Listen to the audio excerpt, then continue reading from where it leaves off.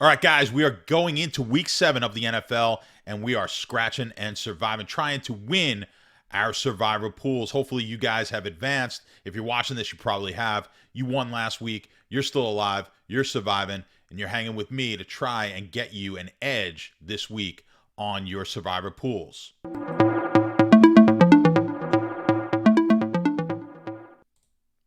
right, guys.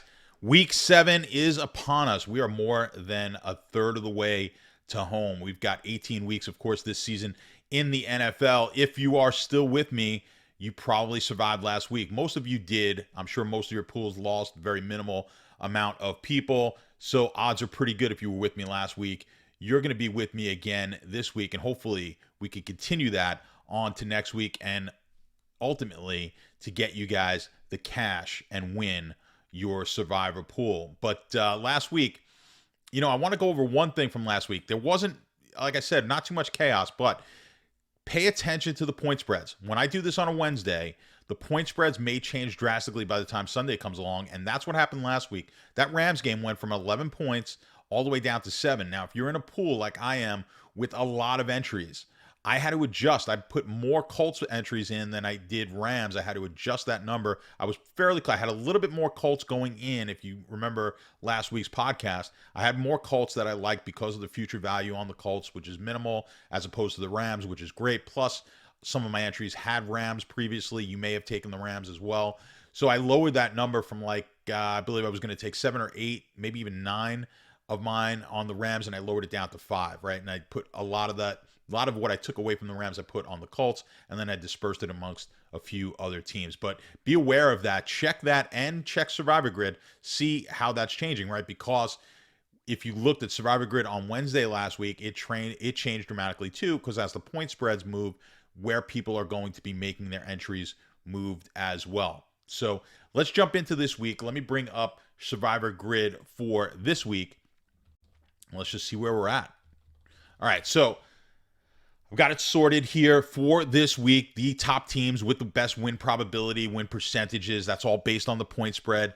And by the way, guys, point spread is the gospel. If you are new to this channel, if you're new to me on Survivor Grid, I'm not taking underdogs. I'm not taking low point favorite. There are going to be occasions where you're going to want a 3-point favorite, 4-point favorite.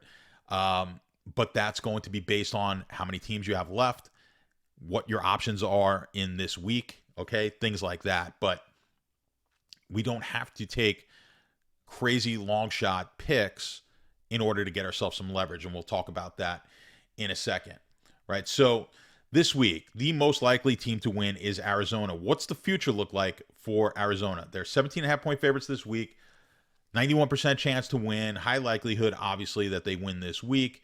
We could go real safe here, take Arizona in all of our pools, move on, and fight next week. That would be the safe play. Is it the right play? Well, let's just first look at the future. Carolina, they get in week 10. Any other games in week 10 that we like? We got Buffalo, which a lot of you probably still have left, but you're going to have in week 8, 9, 10, and 11 really good opportunities to take Buffalo. So maybe we don't want to take Buffalo week 10, or maybe we won't have the opportunity to. But Pittsburgh, that looks like one that is going to be a good situation for us in week 10. Dallas will be a nice situation in week 10. So we don't necessarily need Arizona in week 10 against Carolina. We have the Dallas-Atlanta game. We've got Pittsburgh-Detroit, Indianapolis, Jacksonville, although a lot of you have probably taken Indianapolis last week. So that's one that we may not need Arizona.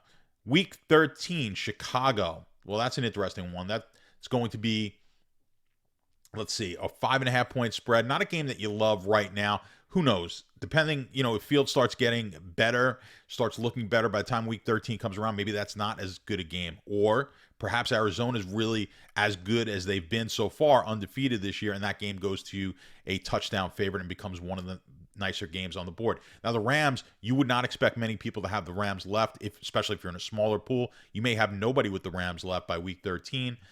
Buffalo, like we said, we've got many weeks here that we're going to probably be picking Buffalo.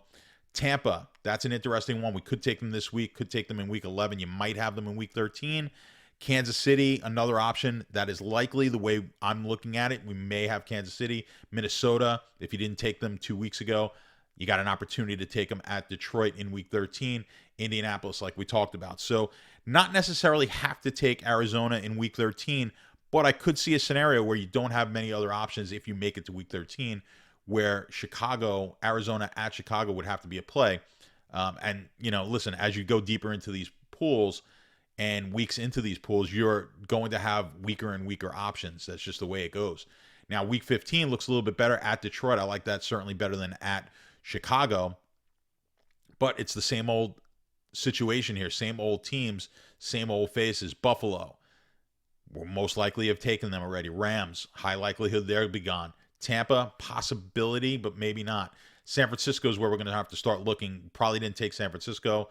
Although some of you may have taken San Francisco, I do have them picked in quite a few of my lines, my entries on the mass multi-entered ones that I have in. But Miami's a team you unlikely have taken, and they get the Jets at home in week 15. That's going to be most likely a popular pick as we get there. So, we're looking, then week 16 for Arizona, again, same suspects. But the Chargers, that's kind of a new one that pops up. New Orleans is a new one that pops up. You have options here in week 16, and then you might possibly take them in week 18. So there's going to be chances to take Arizona. You don't necessarily have to take them this week. Now, the Rams, this is interesting. 11% of the people are taking the Rams. Not a lot of people have the Rams left to take.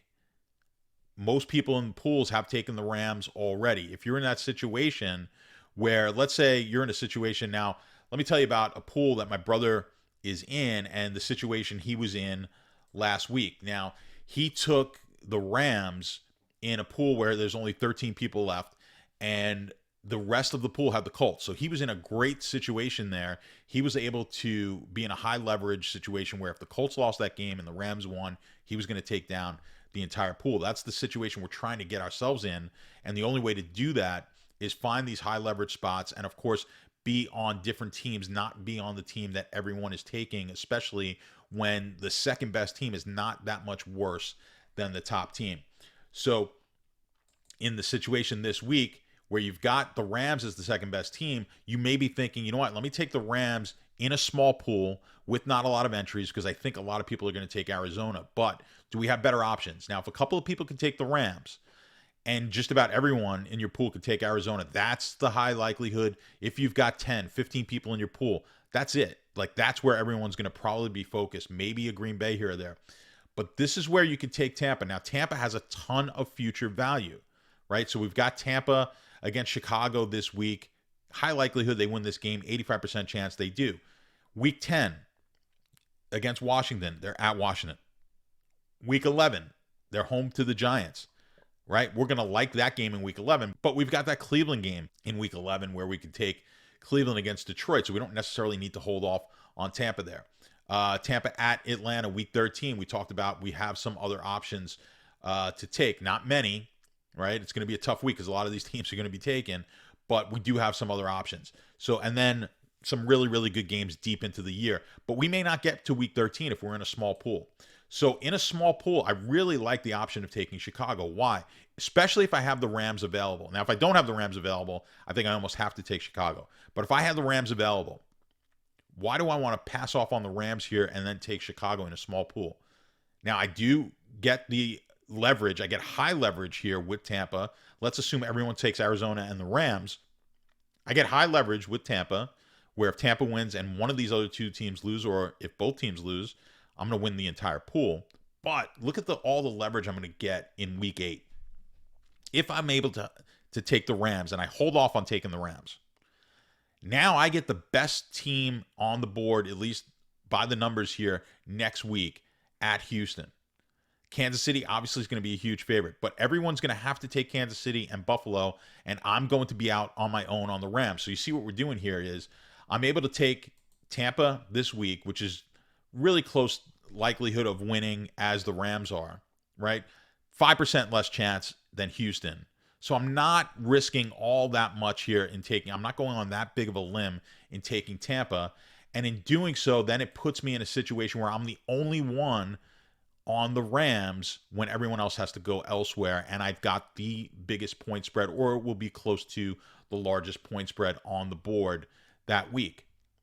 All right. So those are the situations we're trying to get ourselves into. So on paper, yeah, if you can take the Rams and you're the only one, you may want to jump on the Rams here as an obvious pick, like to get yourself in that high leverage spot. But then just 1 week away, we're not looking 5 weeks away. 5 weeks away, I'd say go ahead, let's do it. But we're 1 week away. We just need to win this week, and then we're going to be in an advantageous position this week and next week. Both situations. If we took Tampa in a small pool this week, that gives us a chance to either win or get us close to a win, and then puts us in a situation next week where we can either do the same, and if people get knocked out this week, we have a real good chance of winning the entire thing next week. So I like that pick with Tampa this week in small pools. Now, even in larger pools, I don't mind it nearly as much. Let's actually bring up something. I put this EV calculation graph together for you guys.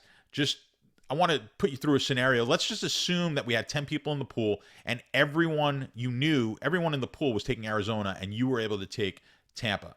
There's 4 different scenarios that are going to happen here. Let's just assume you put $10 as an entry, and there's $1,000 in the pot. There were 100 people to start. We're down to 10. Now there's 4 scenarios, right? Arizona can win, Tampa can win in scenario 1. Scenario 2, Arizona wins, Tampa loses. Scenario 3, Arizona loses, Tampa wins. Scenario 4, Arizona loses and Tampa loses. Now in scenario 1 and 4, it's no blood. We're going to move on to the next week, assuming your rules state that if everyone loses, you move on. But it doesn't really matter, because even if everyone loses, you chop the pot, you're still with the same equity, right? I've only got $100 in equity, or it's really not only. I'm in a good position here with $100 in equity, right? So if I started a pool on day 1, there was 100 people in the pool at $10. My entry is worth $10. As soon as we advance and we start knocking people out of the pool, I have more and more equity on my entry. So if we're down to 10 people, that entry is worth $100, give or take, depending on the quality of teams that you've taken. But assuming everything being equal, that I could sell my entry to someone for $100. That's what it's worth. Okay. So if we go back to the chart here, all I want to do is figure out now what's the probability of each of these scenarios happening. To do that, you're just going to multiply the probability of each individual event within that scenario by each other. So the probability Arizona wins and Tampa wins is the probability of Arizona winning multiplied by the probability of Tampa winning, right? And you're going to do that for each of these scenarios. You come up with 77%, 8%, 13%, and 1%. To figure out now what would the price be, or the odds. If I was giving you odds here on you winning, and I knew that the 9 other people in your pool had Arizona and you had Tampa, you're a plus 173 underdog to win the pool this week. Now that's pretty good, right? So if I was plus 173 on a money line baseball bet and I put $10 on it, I'm going to return $17.30 net if that game wins. Well, in this scenario, I'm getting a true value of plus 173, but I'm going to return net $990. So we're going to love that scenario. We're going to take that situation every time. You probably knew that intuitively, right? If you made your pick in the pool, and then when they released the picks on kickoff, you saw you were the only one here with Tampa and 9 people had Arizona, you should know intuitively you're in a really good situation. You have a chance to win this pool. I wouldn't be as happy being one of the people on Arizona. I would rather have Tampa. Now, regardless, if Tampa lost that game, you say, well, I'm glad I had Arizona, but you did the right thing. These are the chances. These are the situations where you have a shot to take the pot down. Remember, these are not easy to win. Even with 10 people left, you only have a 10% chance of winning the pool. So when we go back to Survivor Grid and you look at it here, you've got, sure, the Rams. If you have the Rams available to you, you're in a really, I like that situation if you have the Rams available to you, of going to Tampa and then next week taking the Rams. You're going to be in a situation where you're taking a very low-owned team with a high likelihood of winning and a chance to scoop or get yourself in a situation where you're down to very few people left in your pool. Now, one other team I want to look at here is New England, because they don't have a ton of future value. Let's look at Green Bay and New England, because those are the 2 teams catching some picks here. They get a little steam from pool entries, and the reason why is because the lack of future value on both of these teams. So people are trying to get some leverage on with Green Bay or New England. So they're looking to take them here. They're both touchdown or more favorites, and you don't have too many opportunities. Green Bay, you've got home to Seattle in week 10, home to Chicago in week 14, and then week 18 at Detroit. Again, week 18, you never know what's going to happen. Even 17 and 18, teams are in the playoffs. They're not in the playoffs, depending, injuries by the time that happens, we don't know. This week, New England gets the Jets at home, and that's really going to be their best opportunity to take them outside of Jacksonville in week 17. So that you can understand why people are taking New England. It makes a lot of sense. Green Bay, maybe not as much. I wouldn't probably want to take Green Bay as much, but let's just see. Let's look at the spreadsheet, because usually we get a fairly good idea from the spreadsheet as to what we're looking at. Okay, so this is just the pool I'm in. I knocked this down to, let's actually put it down to 50%. And depending on what I'm doing, if I only wanted to put 2 entries in, this is now looking at larger pool. We were talking about smaller pools. Let's look at larger pools here. Larger pools, I want to wait at about 50% right now of future value. If I wanted to mix it up and put 5 entries in, what it's telling me is, if I had the ability, if I had enough Rams available to me, is take 8 Arizona, 8 Rams, 2 Tampas, 3 Green Bay, and 3 New England. This kind of makes sense to me. In a larger pool, the advantage of taking Tampa, not nearly as great in the larger pool, but I do want to still have some exposure. I may adjust these a little bit. Arizona, like we said, there's going to be other options. Now, you may not have the ability to take many Rams at all. I would actually, even in a larger pool, I would probably lower this Rams number, because of, the spreadsheet's not looking at what I can see next week. So if I have a bunch of Rams, I want to definitely make sure I've got the ability to take a few Rams. If I've got a lot of entries, I want to have more entries on the Rams next week, because when we do this spreadsheet, it's going to really like the Rams next week. So I want to make sure, looking ahead, that I have enough bullets for the Rams. So I'm not going to perfectly take this 8 and 8. I might knock this down. I might knock the Rams down to 2 or 3 entries this week if I could, out of this 24 entry. I do have a pool with 24 entries, which is why it's set up like this. Let's quickly just look at 1 entry in a large pool. Which way is it going? It's telling you to take Arizona. I'm okay with that. You're going to have to survive a long amount of weeks. We went over why Arizona is a team that, yes, has some future value, but in those weeks, you're going to have other options. So in a large pool, I'm absolutely fine with taking Arizona this week. I think you can go ahead and do that. You're going to be part of the masses. You're not going to get a huge amount of leverage, but I think it sets us up well for the rest of the season. Now, if we're in a smaller pool, I'm just curious as to what it gives now. It's giving me Arizona as well in a smaller pool, because obviously we're taking less future value into account. Just curious if I go down to 0, what it does. So it's still giving me, because they're such a great favorite, they're such a big favorite, Arizona. But in my opinion, this is the scenario where, now if you're in now by small pool, right? So I do 15. If you've got 50 people, you're not going to win this pool this week. But I still think there's an advantage to taking Tampa. If you're in a pool with not as many people, right, and you have that 1 entry, I think you have an advantage here, and a leverage advantage in taking Tampa in that scenario. You're going to have some options to take Arizona in the future. Now, it would be nice to have Tampa in a lot of these weeks, but I think this is a good opportunity to take it, because you're giving yourself 2 weeks of carnage, hopefully, that you're not involved in, right? We went over that scenario next week, and that's especially if you could take the Rams, right? So if you can't take the Rams, let's just kind of look at it.